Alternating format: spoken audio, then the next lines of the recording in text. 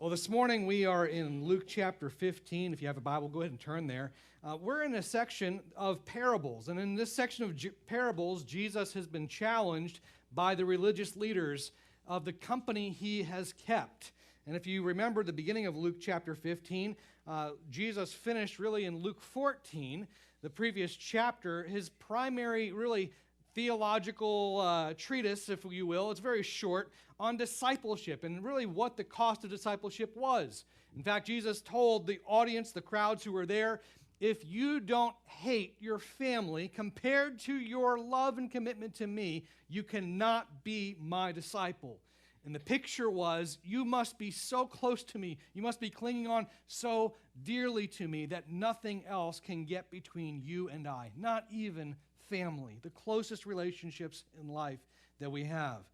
And so we are now in a series of 3 parables, and these parables are given in response to a challenge, because the scribes and the Pharisees who were there are watching what the crowd is doing in response to that teaching on discipleship, and lo and behold, the ones who came forward, who said, you know what, we are willing to cling to you in that type of way, we are willing to follow you, were actually the sinners and the tax collectors.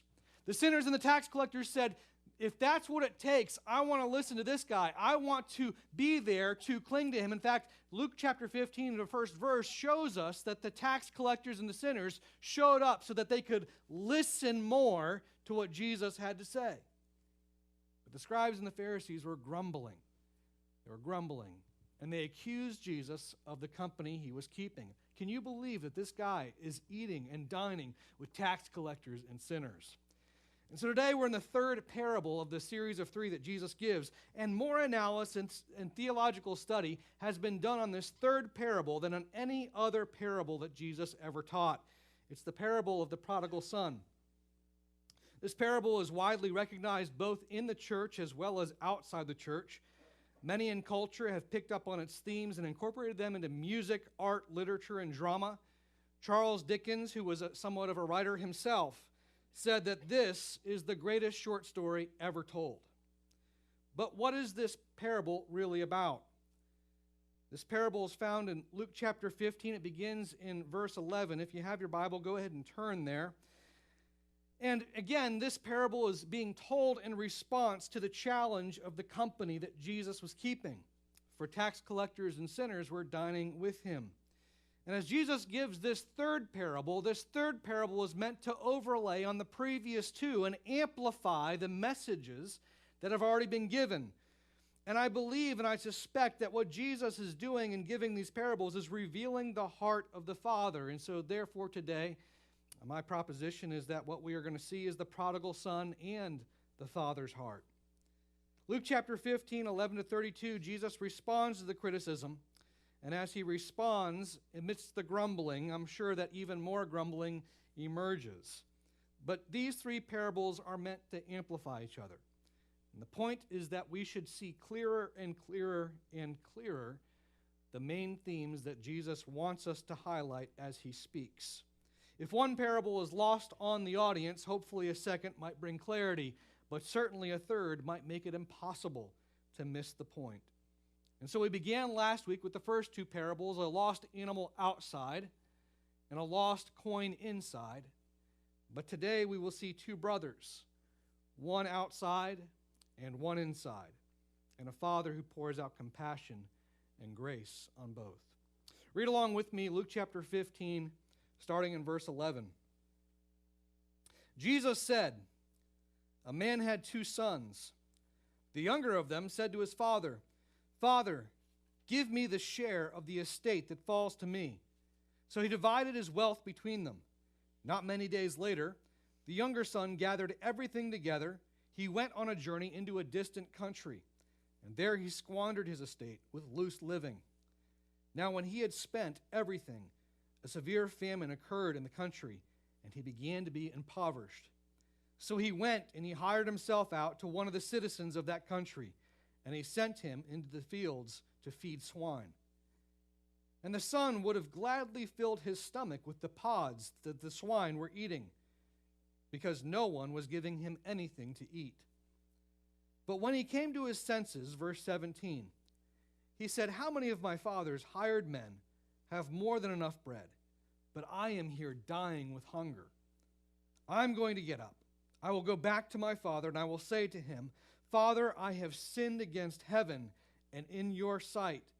I am no longer worthy to be called your son, so make me as one of your hired men.' So he got up and he came to his father, but while he was still a long way off, his father saw him, felt compassion for him, ran to him and embraced him and kissed him. The son said to the father, 'Father, I have sinned against heaven and in your sight. I am no longer worthy to be called your son.'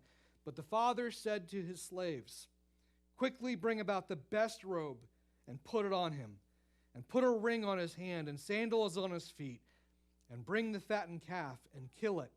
Let us eat and celebrate. For this son of mine was dead, and he has come to life again. He was lost, and he has been found.' And they began to celebrate. Now the older son was out in the field, and when he came and approached the house, he heard music and dancing. He summoned one of the servants, and he began inquiring what these things could be. The servant said to him, 'Your brother has come home. Your father has killed the fattened calf, because he has received him back safe and sound.' But the son became angry, and he was not willing to go in. His father came out and began pleading with him. But he answered, and he said to his father, 'Look, for so many years I have been serving you. I have never neglected a command of yours. And yet you have never given me even a young goat, that I might celebrate with my friends. But when this son of yours came, he who has devoured your wealth with prostitutes, you killed the fattened calf for him.' And the father said to him, 'Son, you have always been with me, and all that is mine is yours. But we had to celebrate and rejoice, for this brother of yours who was dead has begun to live. He was lost, and he has now been found.'" May God bless the reading of his word this morning. There are three key figures in this parable. Jesus often gave a parable, and the idea in giving the parable was there's a hypothetical story or scenario, and in listening to the parable, he often would mean for you as the listener to understand what role you played within the parable, what character you identified with. Well, there are three characters, and I will tell you one of them is not the individual we're supposed to identify with. That character is the Father.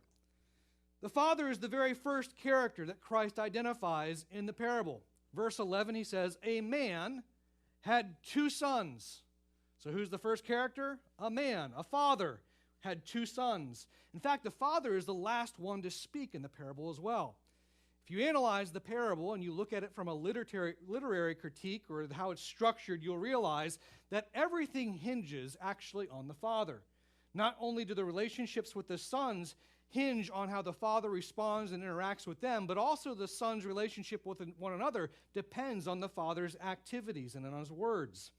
The father is the one who is the central figure, in fact, in the parable.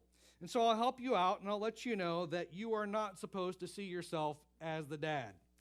I know some of us are dads, and we have kids, and sometimes our kids can be knuckleheads or, up to shenanigans, or they can be hooligans. Pick your choice of words. We got several of them in our household. And sometimes us as dads would say, "Oh, man, I understand what that guy's going through."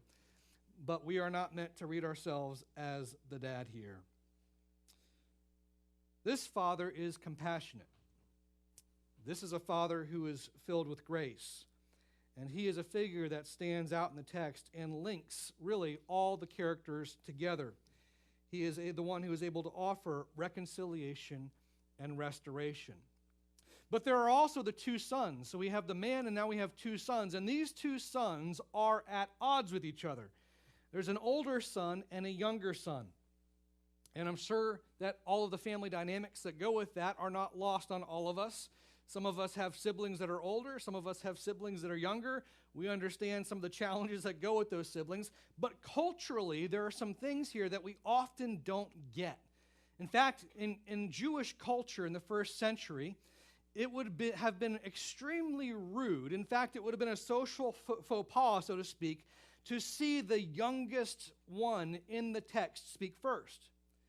Societal norms dictated that the structure of authority dictate who was able to speak first. If certainly this was a good, healthy family situation, the father would have been the first one to speak, the older son would have followed, and the youngest son would have been the last one to speak. But who's the first voice? The first voice is the youngest son.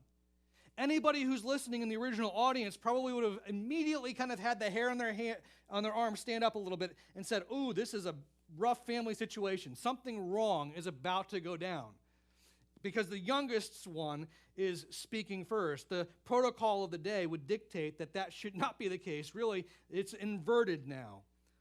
And so here's what the younger one says. He says, "Father, give me the share of the estate that belongs to me."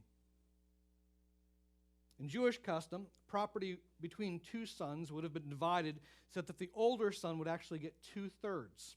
2/3 would go to the older son, 1/3 would go to the younger. And so here the younger son is just saying, "Father, the portion that is mine, I want it now." Now, the issue isn't the percentage. The issue, in our day and age, we would think, well, 50-50 or divided evenly. We would think in those terms, but that's not the issue here. The issue here is not the amount of the inheritance that the younger one's receiving. The issue here is the timing of when the request is being made, because he is making the request when the father is still living and breathing. Dad's still alive. And in demanding his inheritance, this younger boy is telling his father, in a not so subtle way, "I wish you were dead already. But since you aren't, and I cannot wait any longer, give me my inheritance now." In ancient Jewish society, this was about as close to an unforgivable sin as you could get. Now, for a moment, I want you to consider the older son here. Because here's the older son, and how many of you all are older children? You're maybe firstborns. Any firstborns in the audience? Yeah, firstborns. If your younger siblings did something like this to your parents, how would you respond?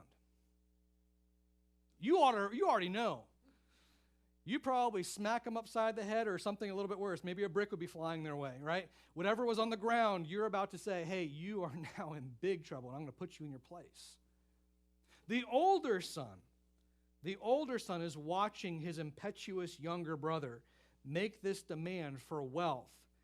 And he might even be watching as his father divides in the Greek. The Greek word here is bios. The father divides his life, his bios, the quantity of life and abundance that he has between really himself and the younger son. And so he's watching all of these things, and the older brother in his mind, as he sees the younger brother walking away then, his thought process is likely good riddance, and don't let the door hit you on the way out.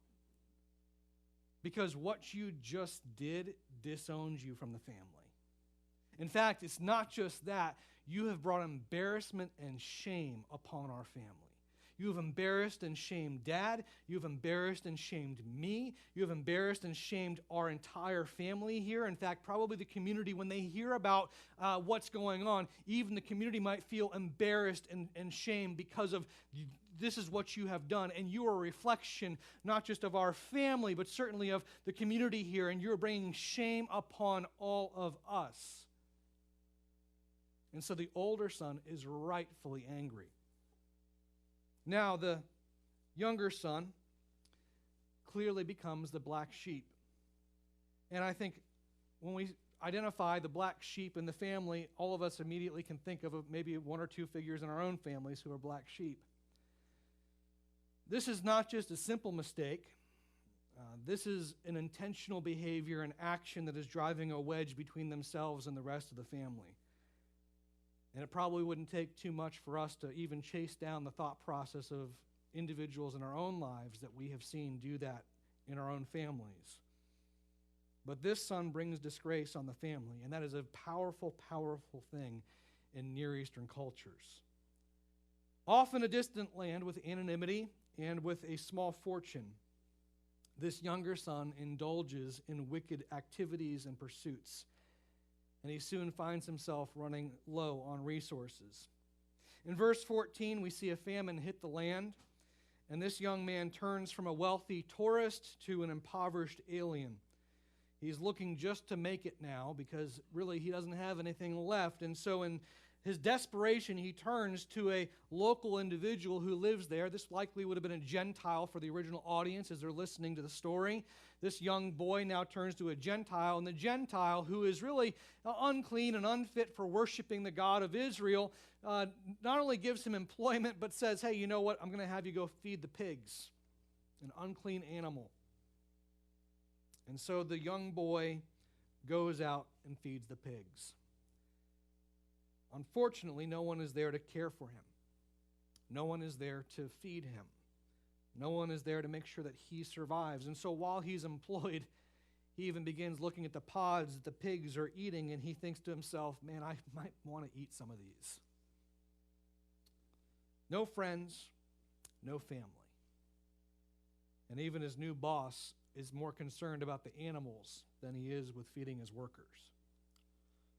Realizing that his situation is truly irredeemable, the younger son comes to his senses. He says, Dad's servants have it far better than this.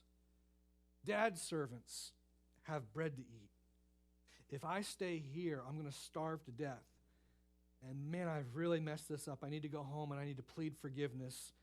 In verse 18 and 19, we see the inner monologue of the younger son as he says, I need to go back to my father and I need to say to him, Father, I have sinned against heaven and before you. I am no longer worthy to be called your son, so employ me as a slave. Employ me as a servant, one of your hired men. Remorse combined with action, church, is the first step to move from death to life. And this young man, this younger son, has remorse, and he combines it with action, and in doing so, he begins to move from death to life. Now, many things have changed at this point in the parable. The family dynamic has changed. Certainly, the younger son's heart has been changed. This younger son who has offended his community and his family and his elder brother and his father, he decides to return home. And his attitude has changed. The pride and arrogance that he had now gives way to humility and repentance. And the younger son's self-worth has changed. He renounces all claims to sonship. He says, I'm not even willing to be called or worthy to be called a son. I'm simply content to be a slave or a servant in the house. But one thing that hasn't changed is the father. The father is the same from the beginning of the parable to now this point in the parable. And when the father sees the younger son making his way off in the distance up to the house, the father's activities reveal the father's heart. The father runs down the path, and as he meets his younger son, he embraces him and he kisses him and he celebrates. The only other time in Scripture where we see that very same series of activities is when Esau ran to meet Jacob. And in Esau running to meet Jacob, we have an older brother running to meet a younger brother. In Genesis chapter 33, the younger son has offended both the elder brother and the father. And in both places, like with Jacob, the younger son of the parable faces a day of reckoning when he returns home. Jacob was scared for his life. He didn't know how Esau was going to respond. But Esau's response in Genesis 33 was the same exact response of the parable. He ran to his younger brother, he embraced him, and he kissed him. And it was so remarkable that Jacob even stated in Genesis 33 that he thought he had seen the face of God when he saw his brother. What was it that Jacob really saw? Grace. Jacob didn't deserve that. He didn't earn that. It wasn't something that he somehow, in his own merit or his own accolades, said, I now deserve to come back home. No, what Jacob saw was grace when Esau ran and hugged him and kissed him. In the parable, that's what the younger son finds. The younger son who comes home sees the father, and the father bestows grace upon him. The father immediately moves to restore the son, and don't miss this, the son hasn't even repented verbally yet. There has not been an apology, but grace is poured out prior to even the apology being there. The father tells the servants, bring the best robes. Give him the ring for his hands, sandals for his feet. Restore him. Give him the fatted calf, and let's have a barbecue to celebrate. Because my son, who was given up for dead, has come to life again. I gave him bios. I gave him a quantity of life. And he rebelled, and in that rebellion he died, but now he has come home, and in doing so, life has been restored to him. He was lost, and he has been found. Life is restored. And at this point, guys, the story is at its high note. I mean, this is perhaps the best possible ending we could hope for in the story if it concludes here. But it doesn't. There's a dissonance in the text that doesn't resolve, because what we see next is certainly the son, the younger son, and his humility and his pride and arrogance being washed away, and him coming to the father and saying, I'm not even worthy to be your son, I'm just willing to be a slave now. And the father's grace being poured out and saying, no, we're going to celebrate, we're going to have a party. Guess who hasn't had a resolve yet in the story? The older son. You can almost imagine the older son out in the field for a moment. This older son is the faithful son. This older son is not the son who demanded the inheritance. This older son said, Dad, I'm going to keep working for you. I'm going to keep serving you. I'm going to be obedient. I'm not going to be rebellious. I'm not going to be disobedient. I'm not going to cause you angst or grief or worry or concern. I will model what it means to be a good son to you. And here's the older son. He's out in the field, and you can almost imagine as he's kind of at the end of the workday, he's beginning to make his way back to the house. He begins to hear music and dancing, and what's that? There's brisket on the grill? Like he's kind of smelling all the wonderful aromas in the air, and he turns to one of the servants in the field, and he says, what gives? What's going on? And it's not a holiday. Why is there music and dancing, and why is there food on the grill? I can smell everything. It's amazing. The servant probably looks at him, and he might even shuffle a little bit with unease, because you can only imagine how this older son was thinking, and maybe even talked about that younger son after the younger son left. How many of us have conversations in our family when there is a black sheep? And those conversations go on and on and on when the black sheep, even after the black sheep is out of the picture. Why? Because our hearts are grieved by it. I can almost imagine that servant really hesitating to respond and let the older brother know what's really happening. Well, surprise, guess who came back? Your younger brother. And your dad welcomed him back with open arms. In fact, they're throwing a party for him. The brother, the older brother, is outraged. And rightfully so. He is angry. He has been the one who's been faithful. He's been the one who has sacrificed. He has been the one who has not demanded anything. He is the one who's done what is right the entire time. I've been obedient. I've been faithful. I've been good. I haven't done something wrong. So why in the world is Dad throwing a party for the one who's wicked and squandering his wealth and everything else? The older brother refuses to come. He's filled with anger, and he will not go in to join. The only one capable of reconciling the two brothers back together is the father himself. And it's the father himself who then goes out and he finds the older brother in the field. And the irony is very thick, and do not miss this in the parable. The older son is the faithful son.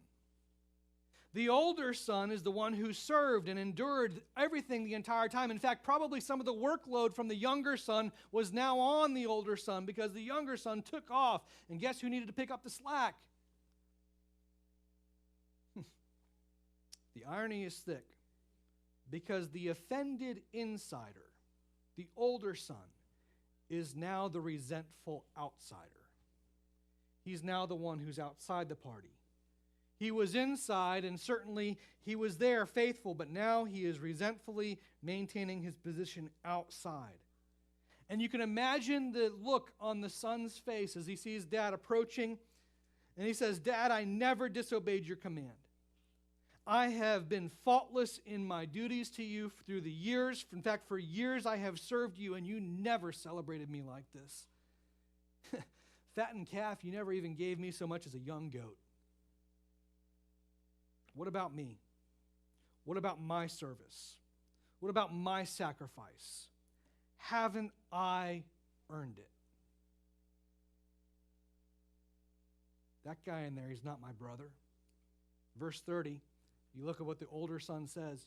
He says, when that son of yours, it's not my brother, when that son of yours, who squandered your wealth on prostitutes, comes home, you celebrate?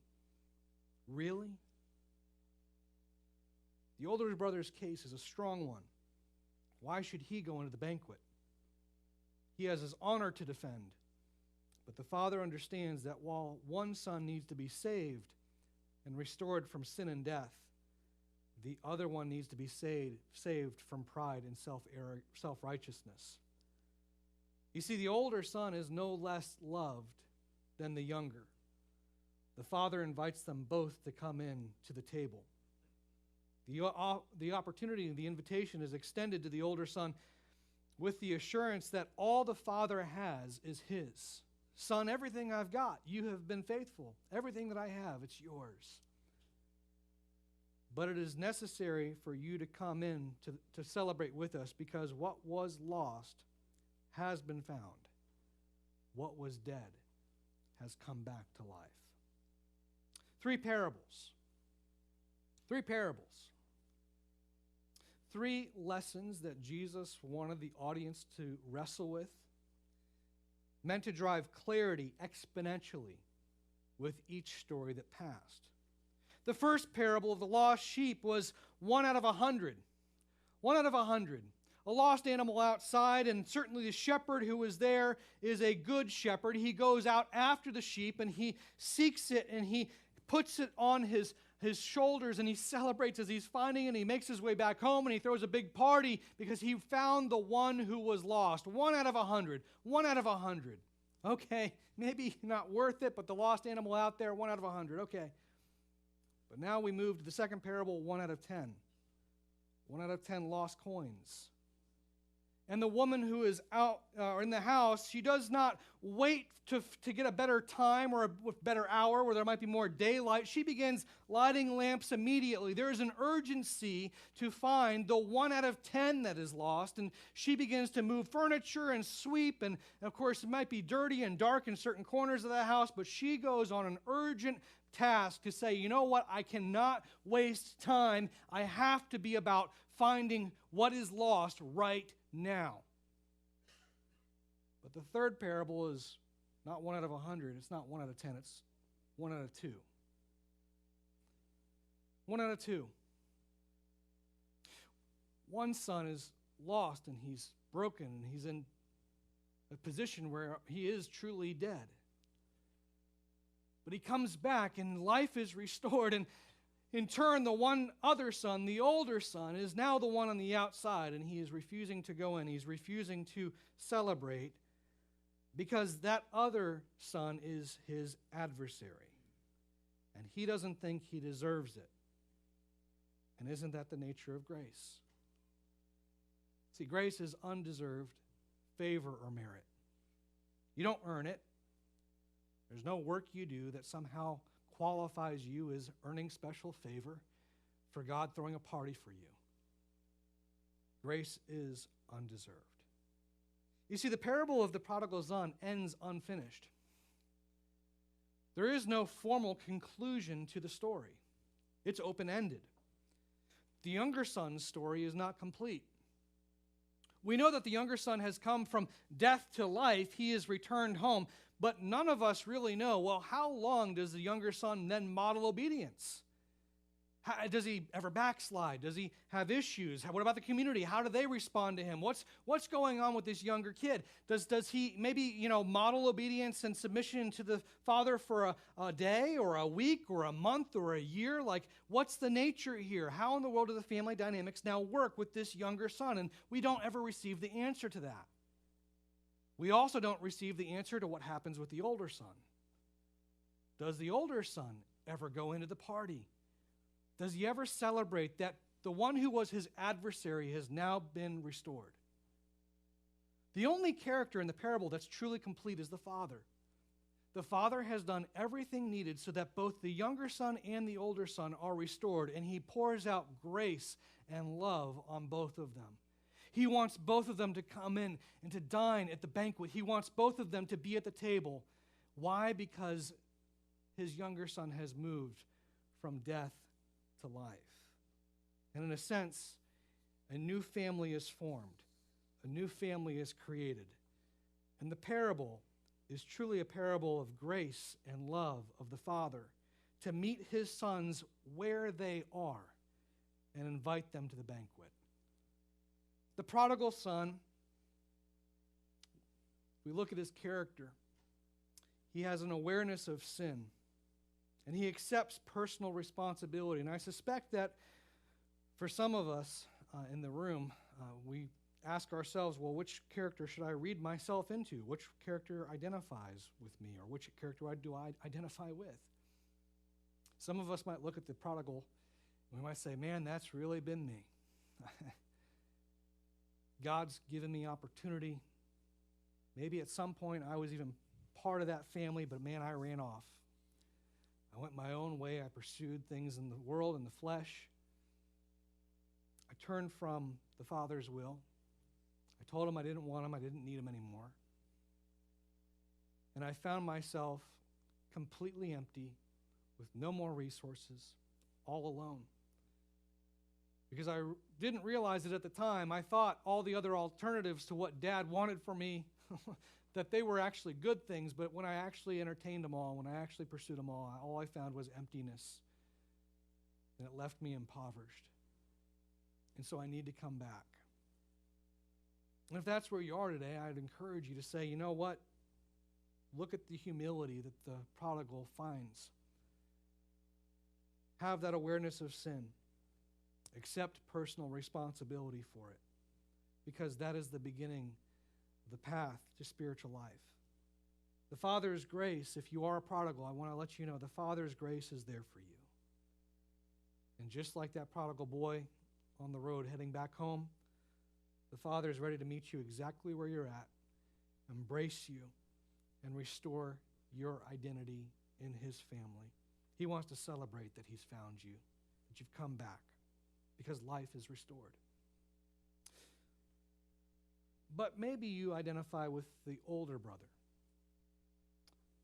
the faithful son. And perhaps maybe that might be the best title for this parable, not the prodigal son, but the resentful, self-righteous son. That might be the best title for this parable. The resentful, self-righteous son.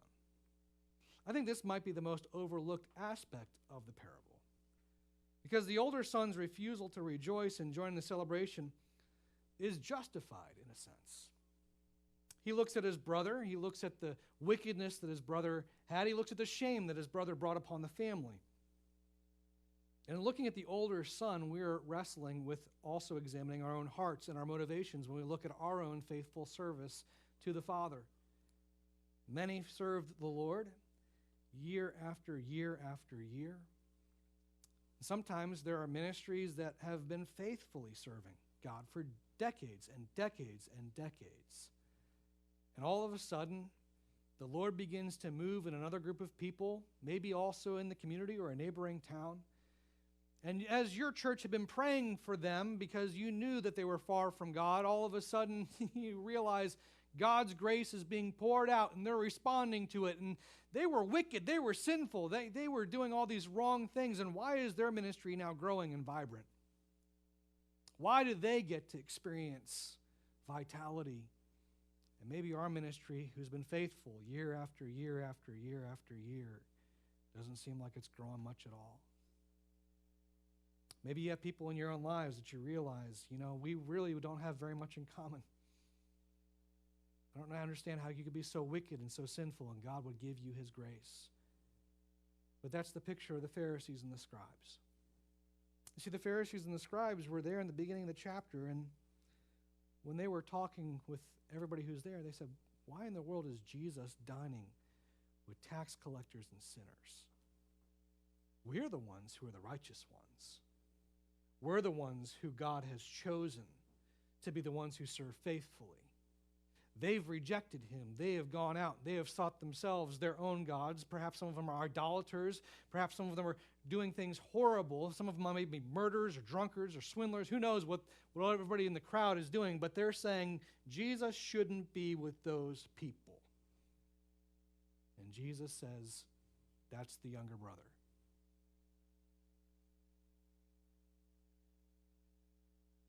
The faithful insider becomes a resentful outsider. And so the question really at the end of the parable is, what did these two brothers do? When we see the Father meet the wicked and the sinful where they are and bestow grace upon them, do we remember that he did the same thing for us? Romans 5:8 says, God demonstrated his own love toward us, and that while we were still sinners, Christ died for us. You see, these three parables amplify one another. The 1 out of 100 with the lost sheep, the question is, well, whose job is it to go and look for that which is lost? Whose job is it to go and find that one lost sheep? And certainly the shepherds of the day said, not my job, not my problem. But Jesus said, no, this is your job. Church, whose job is it to go find the lost? It's our job. When do we go look? The second parable says, do not let time pass. Do not let time become more ideal. You go and you look now. You don't wait for daylight for this to search for that lost coin, but no, you begin lighting lamps immediately, like that woman in the house, and you begin moving everything around, because not only is it your job to go and look, it is your job to go and look right now. And the third parable amplifies it, and it brings even greater clarity, because when God's grace is poured out on those who were our enemies, then we must celebrate that they have been restored. It's not that his grace is only poured out on those that we like. It's not just that his grace is poured out on our own family members, but those who truly have done wrong to us. When his grace is poured out, it's cause for celebration. And in doing so, we model what it means to be a disciple of Jesus Christ.